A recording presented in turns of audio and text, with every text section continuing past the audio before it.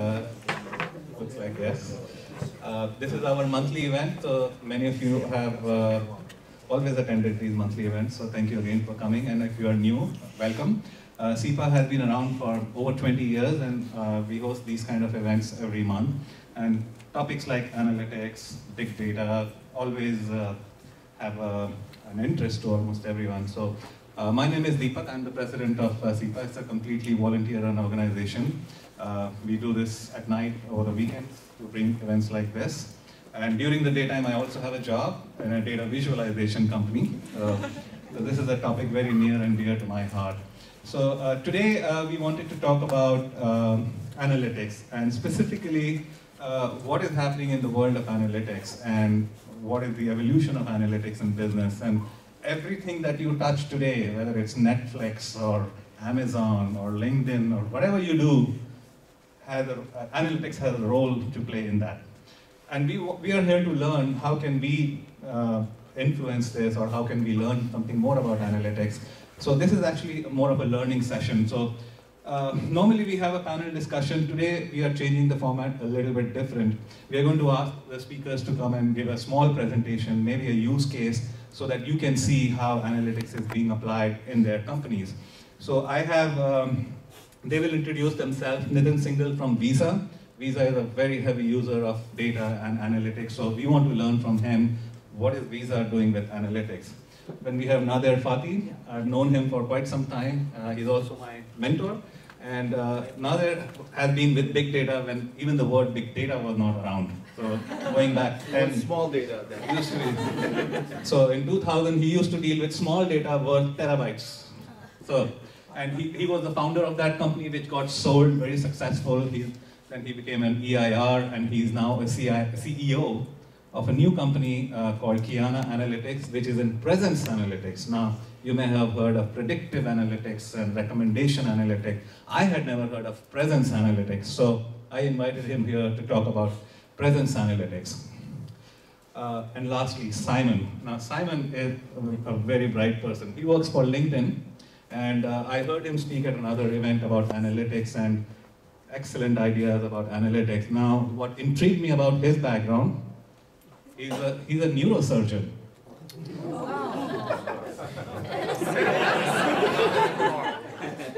He has conducted over 100 brain tumor operations. And now he's the analytics head. Okay, maybe... You don't want to know. That's a story over a beer one day. How do you transition to analytics? So he heads analytics at LinkedIn. So everybody uses LinkedIn, and they give you recommendations who to connect. But there's a lot more that goes inside LinkedIn, and maybe we'll get a little bit of peek from Simon about LinkedIn. Vin is going to start off the event. So I have asked Vin to introduce yourself first. But Vin is going to give you, before we get to the speakers, just a brief step back. Just a brief setback of what analytics is. And a lot of people don't even know what analytics is. So he's going to give you a brief overview of analytics first. And yes, so what was your question? Okay, so I saw that many of you paid for the event here. The SIPA membership is $75 a year. And Ritu is at the back. If you want to become a member, just let her know. Today's event will be free then. All monthly events are free for members. Great, let's get started. Analytics. Hello. Thank you, Deepak. Oh, yeah. Oh, hold on 1 second. I have too many things going on. And the most important thing was making sure you guys are well fed. So I am, yeah, because I'm not fed yet. I need to go and eat too. One thing, this year we are going to introduce some workshops for the benefit of members. And one of the next workshops is around Hadoop analytics, Hadoop architecture. So anybody who would be interested in a one-day workshop like this? Excellent. Done. It's going to be sometime in the last week of June or sometime in June. Okay, not the 4th of July weekend, but maybe. Okay, we are going to announce that. Hello, Deepak. Is any more announcements you want to give? So, how are you? Good, how are you? Yes, it's a great pleasure to be here. My name is Vin Sathe. I'm an entrepreneur, technologist, and a mentor. I've been in the industry around 18 years. In Bay Area, Silicon Valley, I moved last year. So earlier I worked here with startups in 99, 2001. Then I was all around different places. My expertise in big data recently, last 3 years, I'm into big data and analytics space. I worked as a consultant with the Visa, JP Morgan, the Capital One, and the banking financial services. Yeah, banking and financial services industry, and also healthcare, WellPoint. So I have perspective about analytics in terms of the different domains and the different businesses. Today, with this event, there are great speakers later on, so I want to just give you the background and warm up this session with giving you perspective about the big data and analytics space. So if you see this, my title is having I put the picture as well as I tried to convey some kind of message to you, so that analytics evolution in business. So the word business is very important here, because we are not in the scope of this discussion is more towards getting geared towards business, not technology. I will touch some portion of the technology so that you will have understanding about how technology is going to enable this analytics world. So evolution, when you try to see the analytics and evolution, while coming back, I was thinking, what is we are doing every day? So I like to tell you some small story. It's not my story; it is our story. So the story is, we get up every day morning, we do our regular stuff. We travel, we visit office, different places. We attend meetings, we see the problem situations. We think, we decide something, we take actions, and then we see the results, and again we learn something every day. And then that experience we use later on. So in this process, I found that what we are doing is, we are making decisions, we are taking actions, and somehow, knowingly or unknowingly, we are using analytics. Like, you have come here, I know that maybe 90% people have used GPS system, right? They might have found this place on the map, they might find the traffic conditions, they might find okay with the weather condition, but today weather is very beautiful, so you don't have to worry about that. But apart from that, when you do these activities, and you have some sense of intuition in your mind, but also you use the data and get what is the next probable things going to happen. So with the story, I just want to explain it further.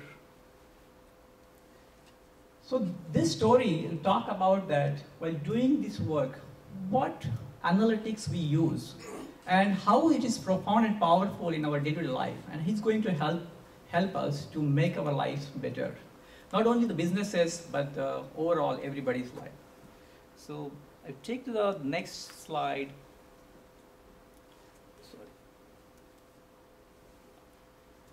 So there are some big questions. Means I was coming and I was thinking, okay, what everybody might thinking?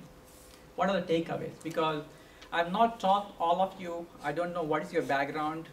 I merely saw some faces. I know some few faces I met earlier. But from the audience and organizer, I came to know that, okay, everybody wants to learn about analytics. And they want to get into this field. That is the interest everybody is having. So what are the 5 big questions? Because analytics starts with your question, your inquiry in your mind. The first question is, what is this analytics? How it is different from analysis? The second part is that, why we care so much about analytics? Why we don't use our human mind and use our intuition and what we think, rather than using this analytics? And the third part is how analytics is evolving. That now you see that we have the panel members who are varied background, and it will be interesting that how they have evolved in their career of analytics, as well as they have seen these analytics evolving. and we can get a perspective from everybody. I will give some of my perspective to you, and then this fourth and fifth big question is related to more about your need. So a lot of time people ask me when I go meet people, they ask me about, okay, you know big data, tell me about the big data, how I can learn this, how I can get into big data analytics field. That is very fascinating. And they get a lot of information, and they want to really find out from that how to start and break in that field. So I'm going to give some inputs about that to the audiences. The fifth question is that how we prepare for this journey in that big data analytics area. So now, what is the difference between analysis and analytics? There is, when you try to do analysis on the word, we go and search in the dictionary, we find out what is the originated, what is the prefix and suffix in that word, and how that word, give the meaning in different contexts. And you try to understand your context in terms of that word, and then you try to understand. That understanding the meaning gives you more perspective so that you can use that word in the right place at the right time. Now the word analytics comes with the two seed words. One is ana, which is the Greek word, analytics. Ana means up or backward or against. So these meanings say that something which you have passed, you are going to bring up something from that. Analytics is more like loosen up or breaking or decomposition. So you think that, okay, if I know entire picture, how I understand each piece of that and how I connect the dots. So analysis is in the part of the process. So analytics is more broader perspective than the analysis. Analysis is just to find out the complex thing and break into small parts or substance and understanding each part, how it works. And then with analytics, what we are doing is we are trying to understand the analysis you do, data analysis, from that you create the insights, and those insights you communicate or recommend, use the techniques which is in analytics techniques to create the value out of it, to provide the help to the decision maker or to create the impact in the business. So from inquiry to impact, you can go in the different steps in analytics. So analytics is overall, phenomena of data analysis plus insight generation, and third thing is communication. It's the entire thing. It's also called a method for logical analysis. It's basically connecting the dots. That is important rather than just having the dot. Because having a dot will not give any meaning. Connecting dots will give you a profound meaning, and you can use this something to make actionable insights and use it in day-to-day life. The next thing I want to move to the analytics in the business. Because my first slide, you see that the business word has written some different characters, the dollar, the U, I, different color. I purposefully did that because when it comes to mind the business, for-profit or non-profit, it comes that user experience, dollar, that the revenue you generate, the value you create, and also it is all about information. You use the information to generate the value. And with the internet and all you might have heard, Internet of Things and other big data, from data to information to the knowledge to the wisdom or the value you create. You travel that path with the help of some tools and techniques as well as your people. The analytics is not about just the data, it's all about people. The experts in the industry, they bring the valuable insight. They ask the right questions to get the information. So that asking right question is very important in business. So here, you can see that how the business uses the analytics. First, business monitoring. So you monitor the data, what you have for different systems, through the different system for the business related data, and you can see the performance changes. And you can use that for underperforming and overperforming areas, you can slice and dice. This type of thing is used since last 1990s onwards. People are using this. This is called one of the descriptive analytics area. The business insights, you use the statistics, descriptive and predictive analytics, and the data mining to integrate the insights into the business process. And these business processes will give you results. The third one is the business optimization. That is the advanced analytics. How you optimize the business process. The machine learning, the technique, you might have heard about this word.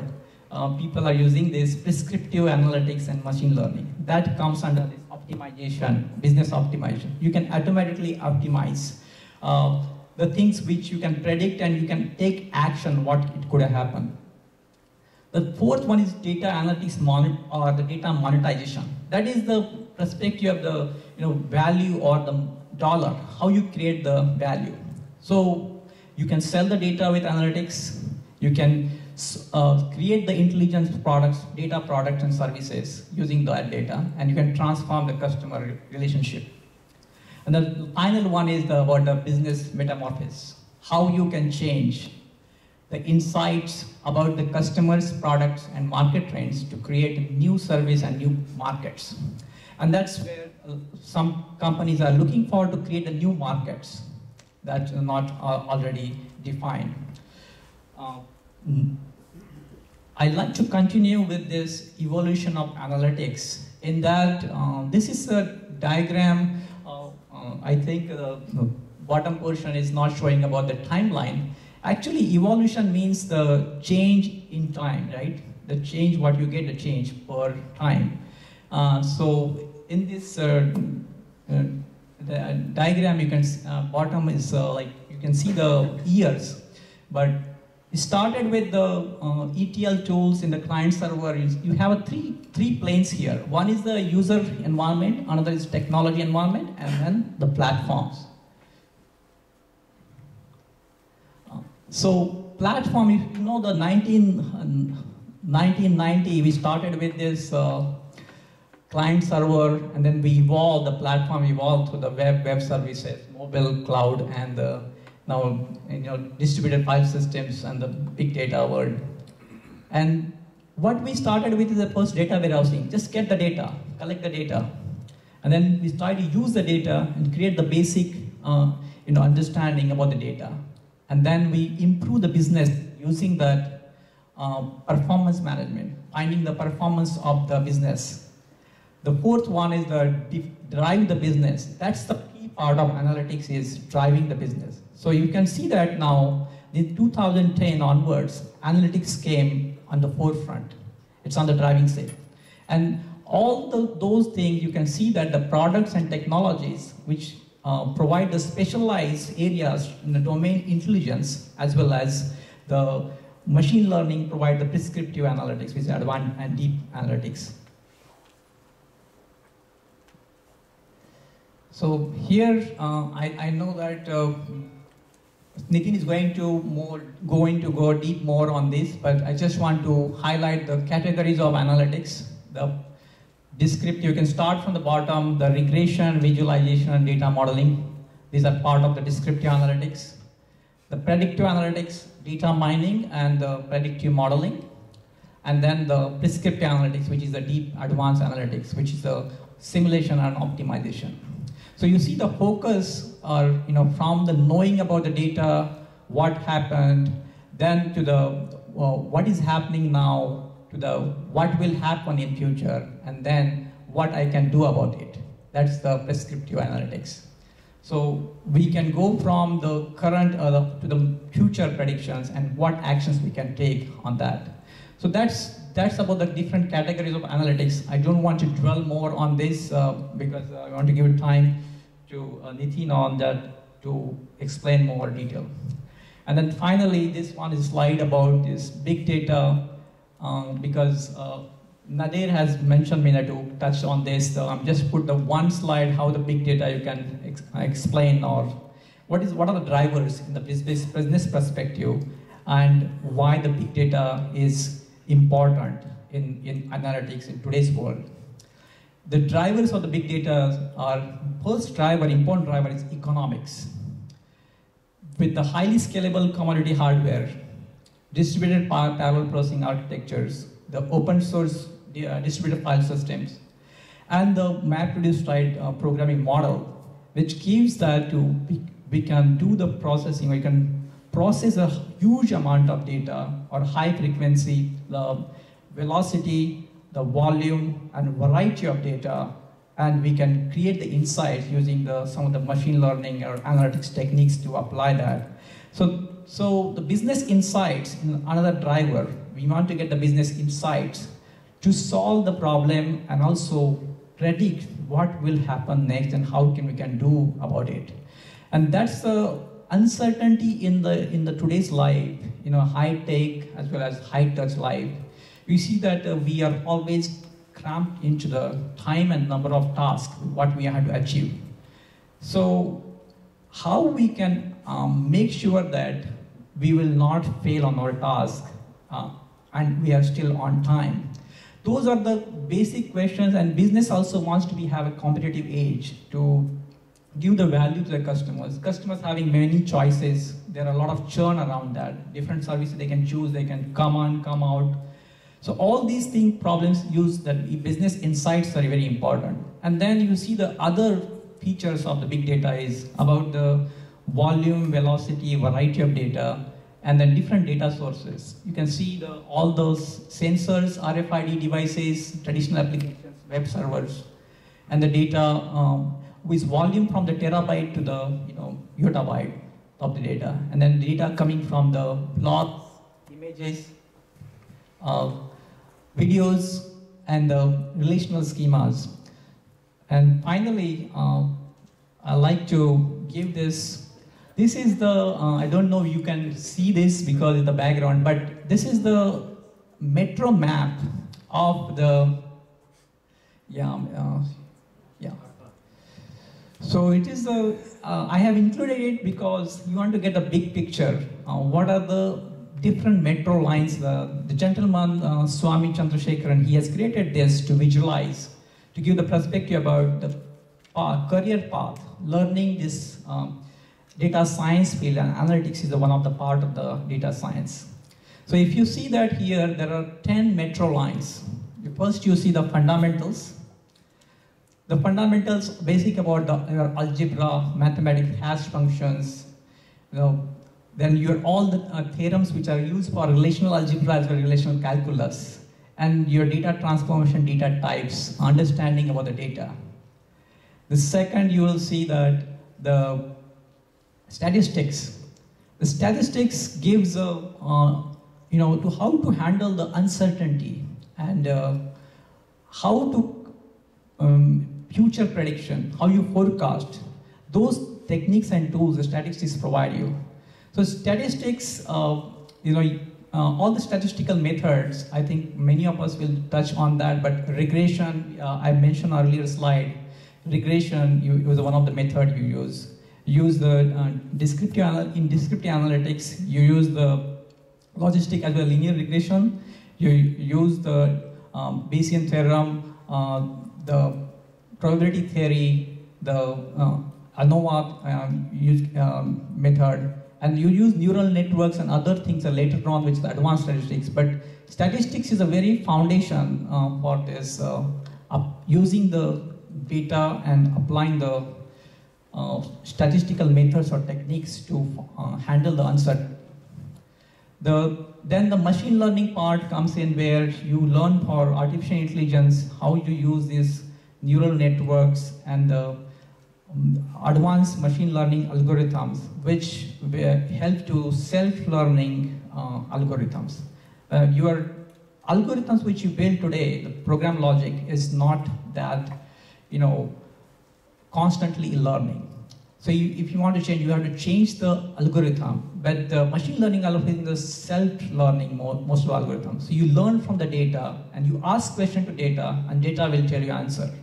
Because of data is evolving faster than the systems we build or implement, we have to rely on the data more than the algorithm, because by the time data changes or the new situation comes, we don't have time to build and roll out the algorithm systems. Then there are toolboxes there involved, the visualization, data ingestion, data munging, and text mining, natural language processing. So these are the 10 different metro lines or 10 different areas or streams. You can start with any one of them. You can use it, and as you build the skills, you have to first ask what domain you want to be, your domain expertise. And then along with that, you have to ask, okay, what are the skill sets or gaps I have and what I can learn and build that gap and just start, jump in. How you can get into this analytics or the field. This last slide is about some guidance on that. So you can learn with so many different ways. You can use the open source tools. They are free and available. There are a lot of companies, actually, open source community. They have the meetups and they have a competition, hackathon. They have codeathon. All those you can attend, and you can actually portrait your whatever projects you do, and you can get the insights from the experts and learn from that. So making mistake and learning from mistake, the trial and error method is still more valuable. If the one who don't make mistake actually probably not tried anything new. So I just consider mistakes not mistakes, but it's the learning opportunities. So if you look at somebody who has made a mistake, you have a compassion, you can learn something from that person that you cannot repeat the same mistake again in future. So deep learning at least in one area, and having the broader view on the many different fields. This is Jack Welch called it T-type people. So you have a T-type skills. One is T is the first horizontal part is the understanding the big picture, broader perspective, the familiarity between the different areas, and then the vertical is from the T is that your deep expertise. So you need to have a breadth as well as a depth to build a career in this, because if you don't have a familiarity, then you cannot ask some questions. So if you don't, so that is important, because if you ask questions, then you can go deep. So having that viewpoint is very important, and not tunnel visioning, but having the talking to people, understanding and asking questions. Then acquire these some soft skills like storytelling and how to present, because a lot of times the knowledge or interactions or conversation, great discussions happen only through communication and presentation. If you have an idea, if you're not able to present it or visualize it, from non-tangible to the tangible, what you get that on paper or on picture, that is easy to translate and use it. And finally, learn continuously. So this is the only constant thing I feel that I keep on learning every day. I meet so many different folks here. Bay Area, Silicon Valley is a very great ecosystem. They are very smart people, and they are ready to fail, make mistakes. And there is also encouragement here to make mistake and learn. So with that, I think I have covered the basic, set the stage for this gentleman here, and thank you for giving me an opportunity, and keep learning. One day you will also be in this position to discuss and speak about this area, because big data analytics is a very wide field, and based on your prior experiences, or if you're a new into this area, there are a lot of things you can pick, very niche areas. My wife yesterday was talking to me. She got interested into this more about this vitamins and nutrition, because there's a lot of treatment for diseases. You can just give the vitamins or right choice of diet, you can solve that. So with this, if you have any questions, or we can pass. Questions for the end. Yeah, so I will pass on to the next panel speaker, Nitin Singhal. I was in Visa with him, not in the same group, but we met in the Visa a couple of times. So it's a pleasure to be here with him. Come here. Thanks, Vin. That was awesome. I may not have those exciting slides. You have only 10 minutes. Sure. You took your time. So. Sorry.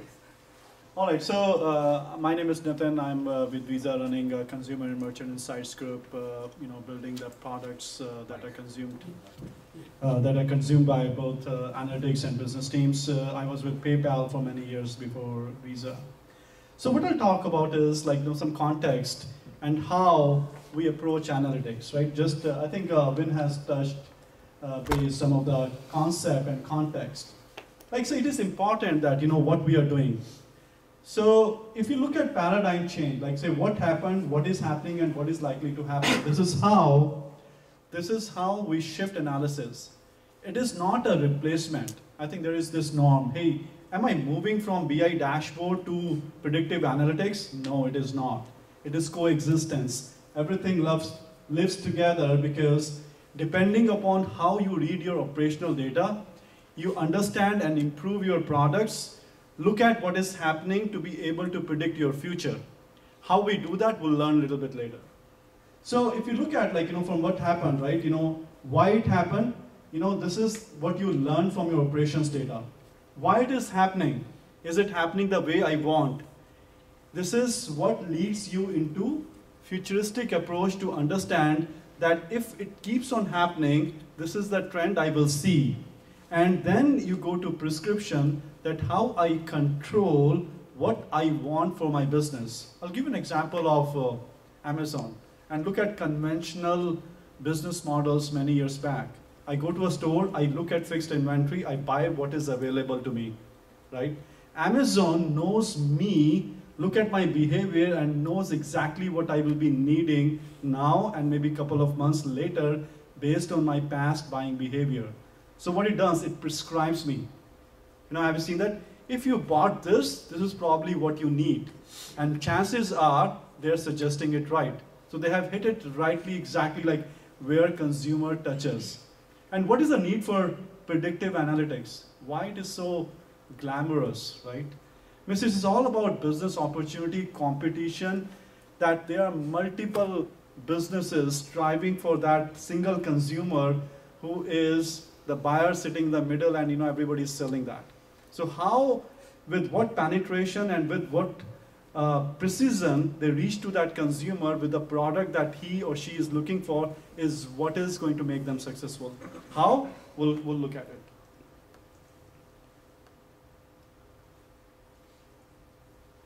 So I'll skip this slide. I think Vin covered this, what analytics is.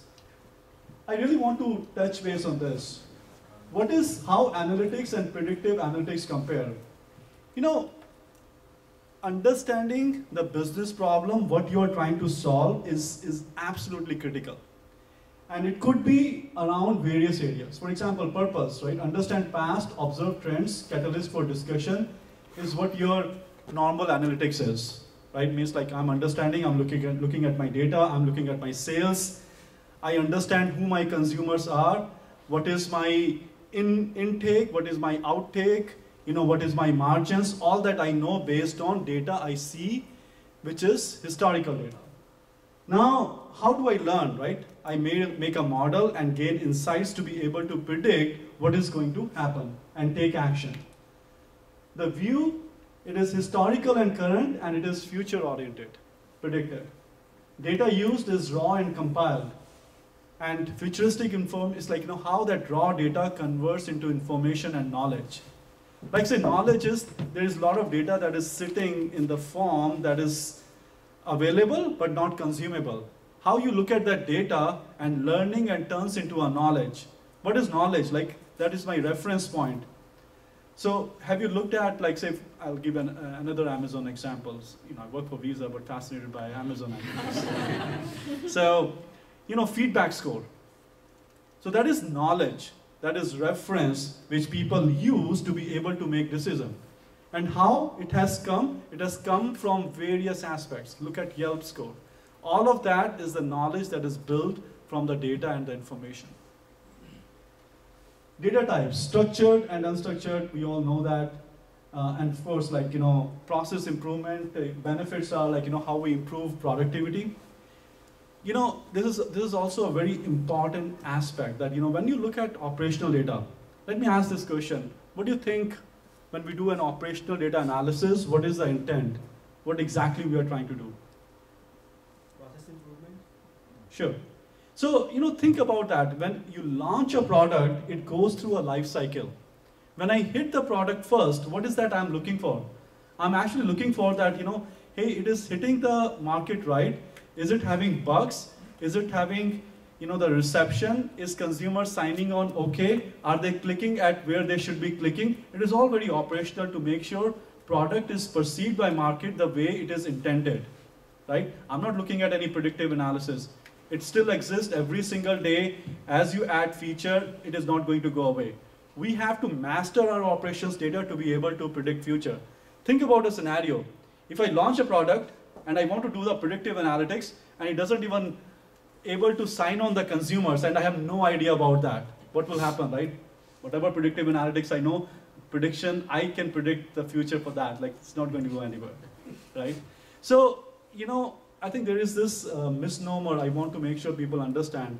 Operational data is absolutely critical.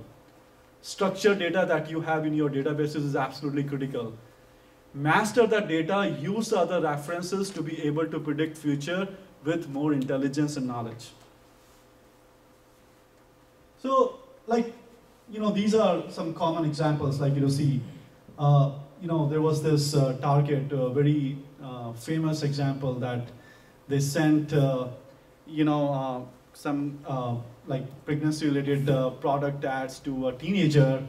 The mother filed a lawsuit, and eventually it was found that the girl was actually pregnant.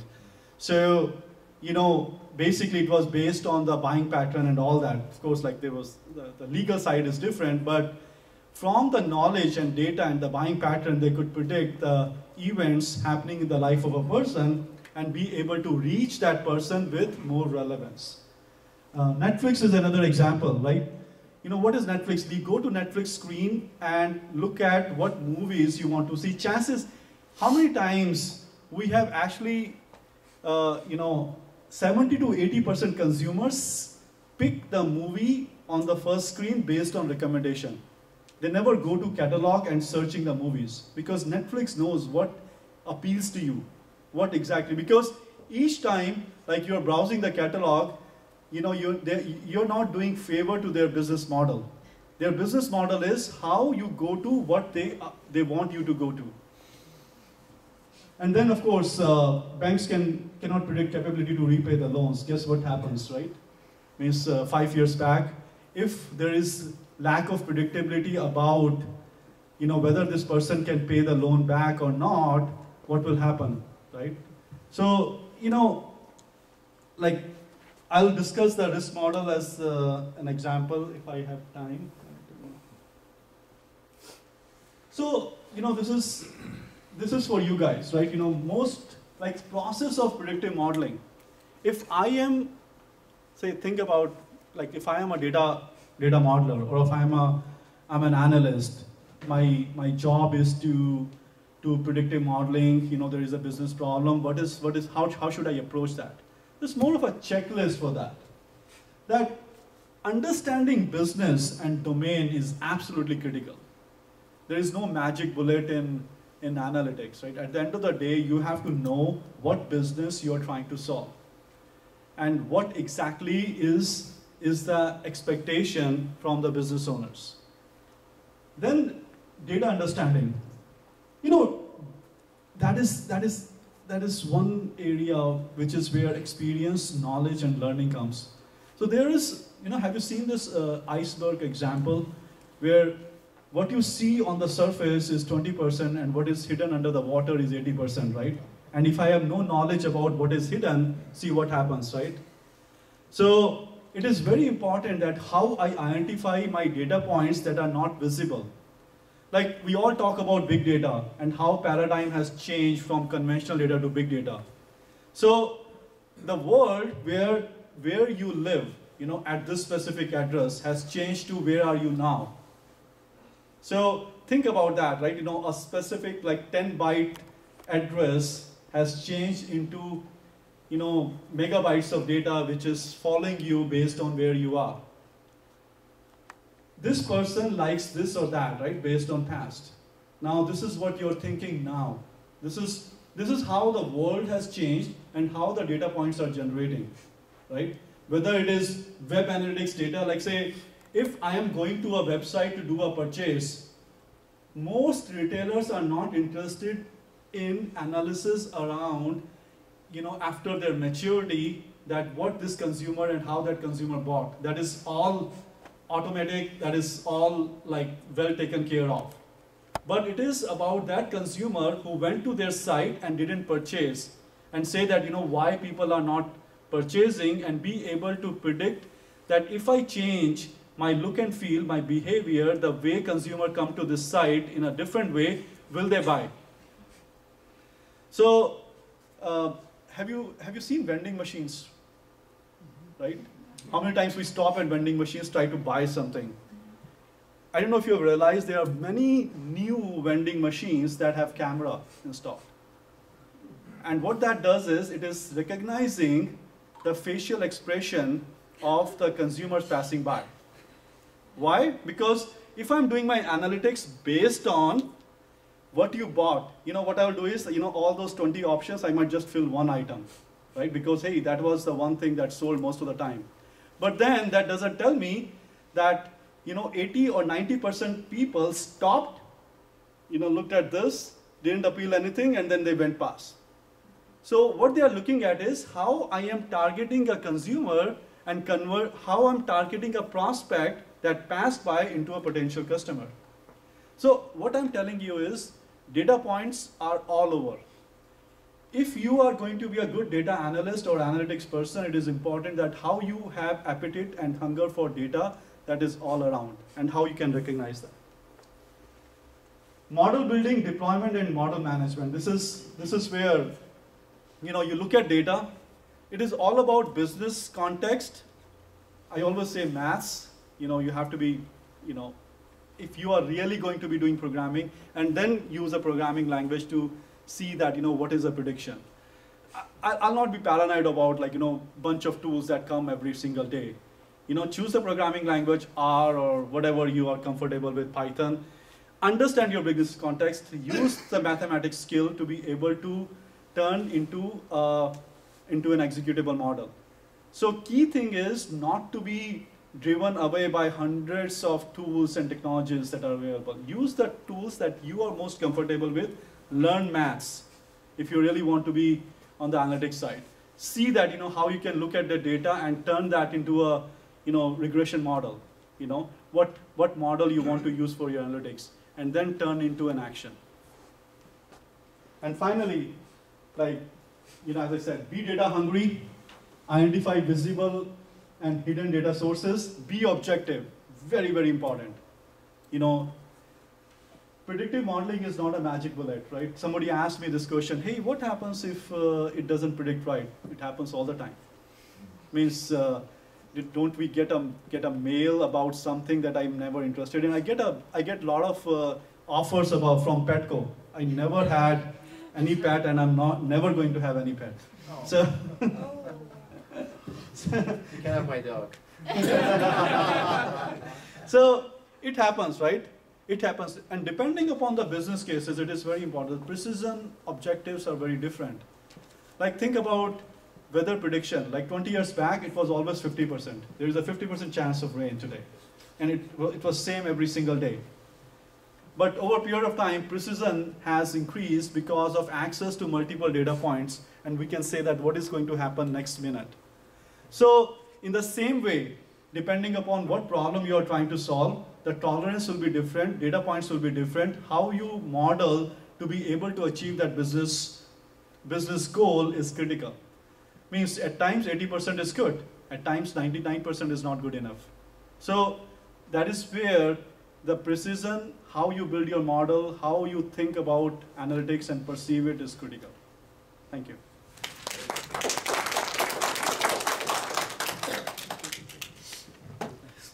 Hello. Next speaker will be Simon Zhang. Simon, yeah. I have a couple of slides I can share here because of he present everything I want to say. Yeah. So already, so just I will get a little bit views about some details what we did at LinkedIn. I think maybe I call a lot of quick points. We can just share. Do you mind I grab my laptop and plug in?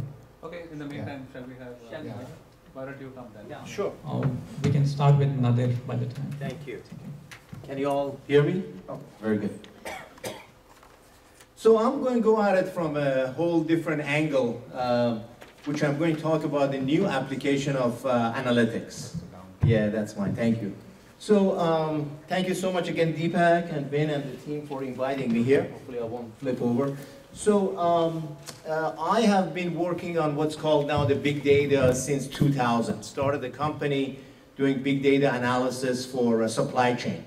Our customers were people like Apple, Honeywell, and so on, which were manufacturing stuff in China, and the engineers were in Cupertino, factories were in China, so they wanted to see what's going on. So that's how I got introduced to this concept of big data. And I'm also an executive in resident at Plug and Play Tech Center. That's where I met Deepak.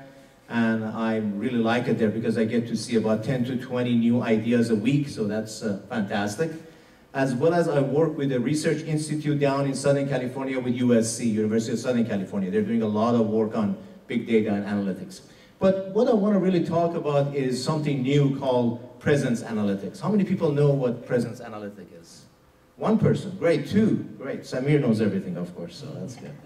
So, I think you talked a little bit about Amazon and so on. So what is happening now is that the online retailers know everything about us, right? I mean, think about Amazon for a moment, right? They know what I searched for, what I bought, what I put in my basket, but I never checked out, and so on, right? Retailers know a lot of information about us, right?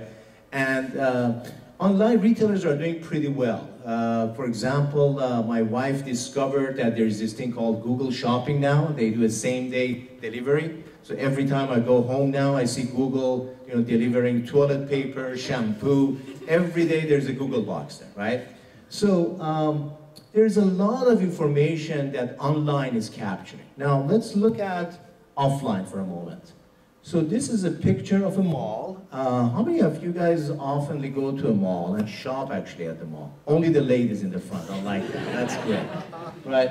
But the malls are in trouble in the US. Actually, the latest research has shown that the number of people who are going to the mall is dropping like 10 to 20% a year, right? And you hear in the news all the time, Staples are closing stores. Just recently, Family Dollar closed like 350 stores and so on. Why is it? Because people are shopping more online, right?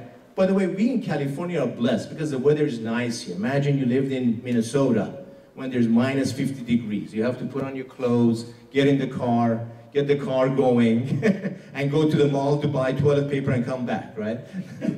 Not fun, right? So the reason the malls are failing, there's this concept called, it's on the bottom of this thing called showrooming. How many people have heard the concept of showrooming? Okay, so showrooming is a major issue. You may want to push this forward a little bit or back.